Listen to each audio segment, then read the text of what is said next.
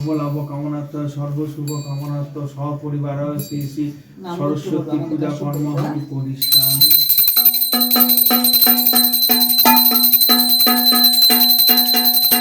নমস্কার দর্শক বন্ধুরা, অনেকগুলো দিন বাদে আবার ফেরত এলাম আপনাদের সামনে। আশা করি আগের মতোই আপনারা আমাদেরকে গ্রহণ করবেন। আজকের ভিডিওটি একটু অন্য রকম। আজকে আমরা দেখাতে চলেছি এই ভিডিওর মাধ্যমে যে কিভাবে আমরা আমাদের বাড়ির সরস্বতী পুজোটা করলাম এবং সরস্বতী মাকে কিভাবে সাজিয়ে তুললাম, পুরো ভিডিওটাই তুলে ধরবো আপনাদের সামনে। আমরা এর আগের বছরই এই ডাব কিনতে বিভিন্ন রকম সমস্যা থাকার কারণে এই পিতলের ডাব আমরা কিনে নিয়েছি এবং সেটার ভেতরেই কিভাবে গঙ্গা জল ভরে নিলাম সেটাই আপনাদের সামনে এই ভিডিওটিতে তুলে ধরছি। সবার প্রথমে এই দেখুন, এরকমভাবে এটাকে লাগাতে হয়। আপনারা যারা পিতলের এই ডাব ব্যবহার করেন তারা তো নিশ্চয়ই এর সাথে অবগত। আর সরস্বতী পুজো কেমন কাটালেন আপনারা প্রত্যেকে নিজেদের বাড়িতে, সেই কথাটি আপনারা যদি কমেন্ট বক্সে তুলে রাখেন বা ধরেন, আর এই ভিডিওটিতে যা যা দেখলেন তার থেকে অন্যরকম যদি কিছু আপনাদের দেখতে ভালো লাগতো বা কিছু আপনাদের যদি কিছু সাজেশন থেকে থাকে তাহলে অবশ্যই করে জানাবেন। এবছর সরস্বতী মায়ের জন্য আমরা এই দত্তগিনি প্যালেস দোকান থেকে আমরা এই হারটি মার জন্য কিনেছিলাম, সেটিও আপনাদের সামনে আমরা তুলে ধরছি। এই হারটি দেখুন, এটি রূপোর হার।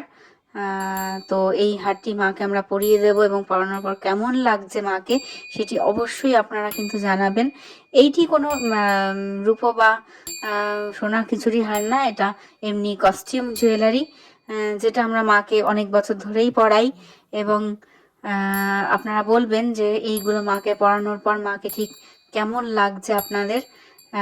দেখুন, আমরা পরিয়ে দিচ্ছি মাকে হারগুলো এবং তো যেই কথা গল্পটা আমরা করছিলাম যে আপনারা সরস্বতী পুজোটা কিভাবে কাটালেন, এই বছরের পুজোটা আপনাদের অন্য বছরের পুজোর থেকে কী রকমভাবে আলাদা হলো, সেই কথাগুলো আমাদের কমেন্ট বক্সে যদি তুলে ধরেন আমরা কমেন্টগুলো পড়ব এবং আপনাদের যে অভিজ্ঞতা এবার হলো সেটাও আমরা জানতে পারবো, ভালো লাগবে পড়তে।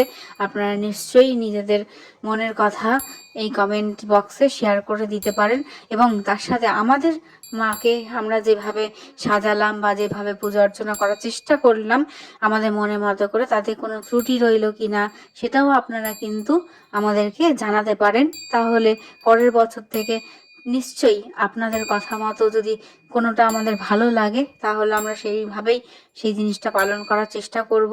আর যদি শাস্ত্রমতে কোনো ভুল হয়ে থাকে তাহলে সেটিও অবশ্যই আমাদেরকে জানাবেন, তাহলে আমরাও শুধরে নেওয়ার চেষ্টা করব।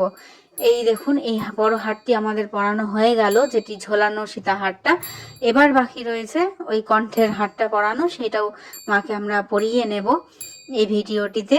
এবং আমাদের ছোটবেলায় যেমন আমরা কিন্তু কখনোই যেটা জানতাম ছোট থেকেই এখনও সেটা পালন করার চেষ্টা করি। সরস্বতী পুজোর দিন কোনোভাবেই বই খাতা বা কোনো লেখালেখি করি না এবং আমাদের বাড়ির কেউই করে না।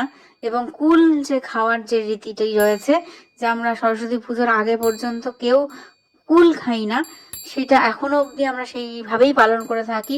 আপনারাও কি এই নিয়ম পালন করেন?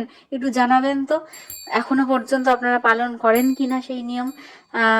আমাদের বাড়িতে তো আমরা সমস্ত জিনিস, সমস্ত বই খাতা ক্যালকুলেটর আরও যা যা আছে সমস্ত কিছু সরস্বতী মায়ের পায়েই অর্পণ করে দিই। মানে ল্যাপটপ হোক বা যাই হোক, কম্পিউটার থেকে ধরে কোনো কিছুই আমরা সেদিন হাত লাগাই না। এমনিতেও সেদিন আমাদের বাড়িতে বেশ কিছু লোকজন আসে, সুতরাং খুব একটা সুযোগও হয় না যে কাজ করার। তো এমনিও মা সরস্বতীর কাছেই সেই দিনটা আমাদের সব কিছু বন্ধক রাখা থাকে। মা সরস্বতী আমার মনে হয় আমাদেরকে সমস্ত জিনিসে আশীর্বাদ দেন।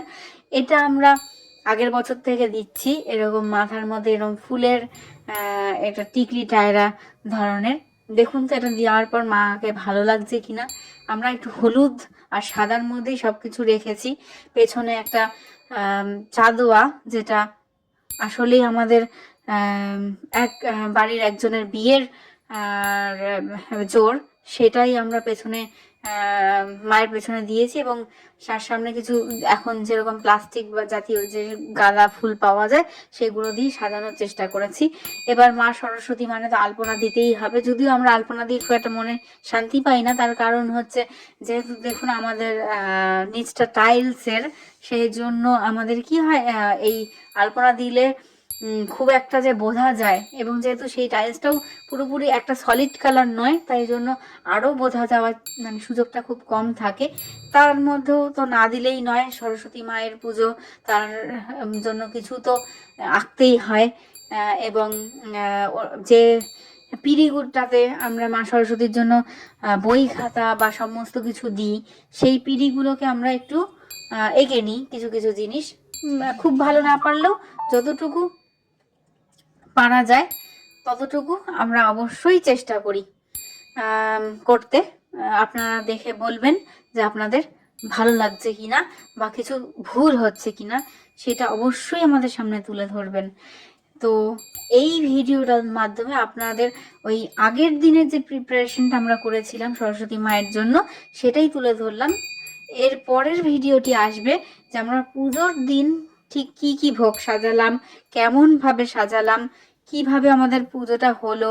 ঠাকুরমশাই আমাদের এবার সত্যি খুব সুন্দর করে উনি পুজোটা করেছেন, তার পুরো পুজো পদ্ধতি এই পুরোটা সম্পূর্ণ পদ্ধতি, এবং কিভাবে আমরা ভোগ সাজালাম, সেই নৈবেদ্যর থালিগুলো কিভাবে সাজাতে হয়, এবং তার সাথে দধিকর্মা সমস্তটা। পরের দিন আমাদের দধিকর্মা হয়, মানে সরস্বতী পুজোর পরের দিন অবধি আমাদের পুজোর রীতি এখনো অবধি রয়েছে, সেই সমস্তটা আপনারা পরের ভিডিওটাতে দেখতে পারবেন। এই ভিডিওটা অত্যন্ত বড় হয়ে যাচ্ছিল, মায়ের সাজগোজ তো দেখাতে একটু সময় লাগে, কারণ এটা তো মায়ের জন্মদিন বলে কথা, বছরে একবার উনি সেজে ওঠেন। উনি তো বেশি সাজতে পছন্দ করেন না, ওনার তো বই খাতা বিনা এই সমস্ত নিয়েই কারবার, শিল্প চর্চা এসবের মধ্যে উনি ব্যস্ত থাকেন সারা বছর। এই একটি দিন উনি সুসজ্জিত হয়ে ওঠেন, তাই জন্য যেরকম আমরা বলেও থাকি কুচযোগ্য শোভিত মুক্তাহারে, তো এই দিনটিতে উনি যে সেজে ওঠেন, তাই জন্য এই দিনের সাজের জন্য তো একটু সময় লাগবেই, তাই তার জন্য একটি আলাদা ভিডিও দেওয়া রইল আপনাদের সামনে।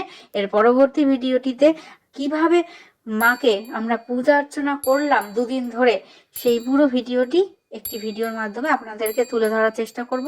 অনেক দিন মানে ভিডিও দিচ্ছি, আশা করি এই ভিডিওটি আপনাদের ভালো লাগবে। একটু অন্য ধরনের ভিডিও, এই চ্যানেলে যেরকম আমরা ভিডিও দিই সেই তার থেকে একটু অন্য ধরনের, আশা করি আপনাদের ভালো লাগবে, ভালো লাগাতে পারবো।